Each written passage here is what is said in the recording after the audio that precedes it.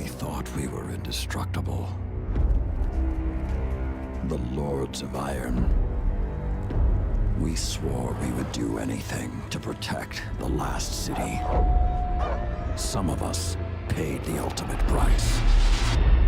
I am all that remains.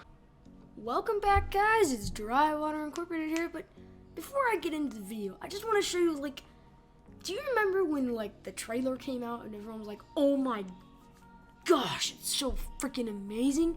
I mean, just look at this.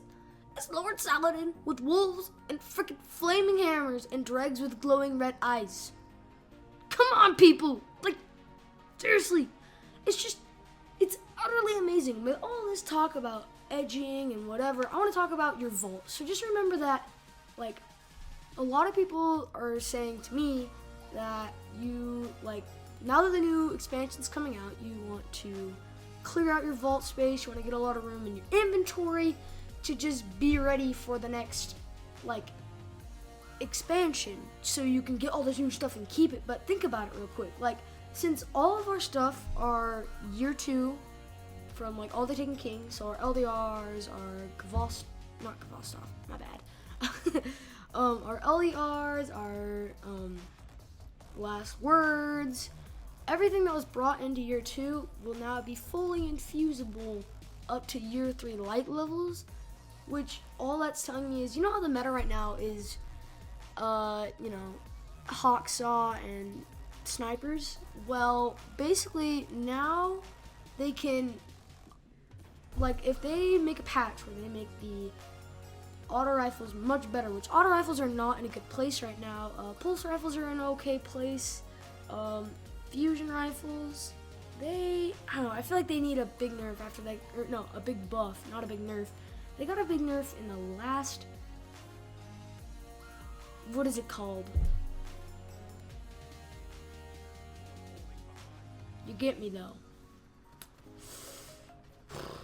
Oh, but here's the thing. My point is now that you're gonna be able to keep all that stuff and infuse up to year 3 light levels, not only does that not mean you have to earn everything in the new expansion to stay ahead of people, you just have to earn higher light level things. So if you have a god roll hand cannon, or let's say this, you have a god roll auto rifle, but it fell out of favor, it's not very good in PvE, you're either A, not very good at it in PvE, or it's not good in PvP, but the balance changes come and they totally buff everything. That's just perfect, just what you need.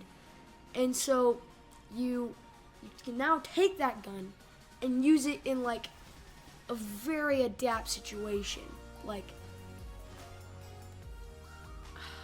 Let's say auto rifles get a massive buff in PvP, then before you just go and buy the newest auto rifle and just start using it, well, what if the meta settles and hand cannons are the next best thing?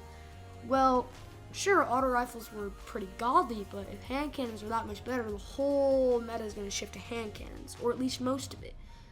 And this also goes for PvE too. I know right now snipers are a pretty good thing, and so are other things, but if you take like a hand cannon, for instance, and it was okay in PvE, but hand cannons get like a 20% damage buff to PvE, not necessarily PvP, but PvE, then hand cannons might be the new best thing to grind down bosses, just like Gallahorn was in year 1. You might want to god roll, AS Luna, or maybe even the last word, that can just sit there and just boop, boop, boop, boop, boop, boop, boop, boop, boop, boop. High impact hand cannons that can just mow down bosses so fast. And also, just one little side note before I go, do you remember that very first gun you got in old Russia in the wall when you just got revived? Yeah, well, that gun is going to turn into an exotic, okay? And you want to keep that gun because you can dismantle it. If you still have it, great. What I did is I made a new character.